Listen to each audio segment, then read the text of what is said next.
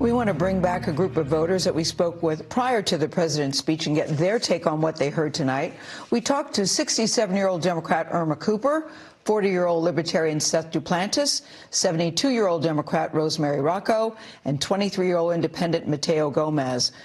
Also want you to know that at our affiliate stations around the country, KCBS in New York, WFOR in Miami, WCCO, which wins tonight with the best background, fireplace and everything, and KTVT TV in Minneapolis. Irma, I want to start with you. You're a 30-year veteran. You served in Iraq, and you told us earlier you wanted the president to make America's position clear when it comes to the war in Ukraine. Were you satisfied with what he had to say tonight? Yes, I was. I thought he was very clear about not sending troops into Ukraine, but he was very adamant about supporting Ukraine and supporting NATO and protecting all of our NATO allies. And the fact that he was sending in financial support, weapons, the sanctions that he put on Russia to really stop them, from doing what they were doing to decrease their economy. So I thought that was great. He was very clear about it, so there was no misunderstanding. I was very pleased that what was said in his speech tonight and the unity. All right. Thanks, Irma.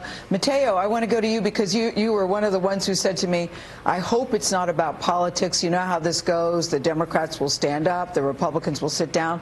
There was actually a lot of bipartisan applause tonight. Did that surprise you, and how did you feel about that?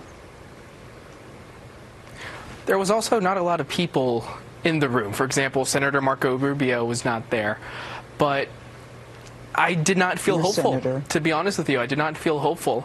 And it hurt a little bit because today, for example, earlier today, I was talking to university students and professors and political science students and professors, and guess what they said?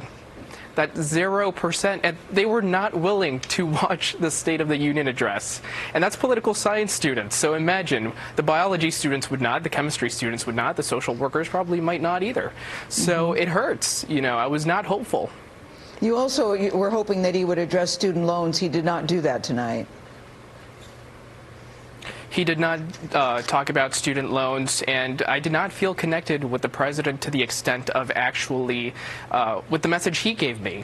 We could all Google it, Mateo Gomez, Joe Biden on anywhere, and then you see that we spoke in 2020, and he said that we're the best educated, the most open, and I did not feel that message being delivered today. Okay, Mateo. Rosemary, you expressed some concern about COVID. You're still concerned. You're a contract tracer for a college. The president spoke tonight about returning back to more normal routines, he called it. How'd you feel about that? I thought he did a great job with it and outlined exactly what we need to do in terms of that we're not through it yet, but that we have the tools, if we use the tools, to get it under control, and that he's not going to be satisfied to live with it.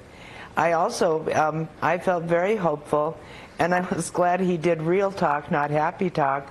I was glad to hear him say a couple of times, hell of a thing. Yeah, he did become quite conversational a couple of times.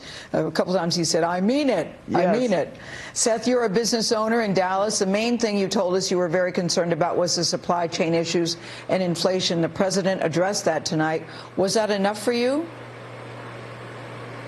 I think the president fell a little bit short in the sense that he was long on promises but short on details. One of my big takeaways was that he wanted to lower costs by lowering costs and improving unemployment by employing people. And I don't think these things are going to happen overnight. I think ultimately folks are going to be disappointed with additional bureaucracy entering into the supply chain. He talked a little bit about government setting prices, and we know just in the free market system that makes this country so great that that's just ineffective.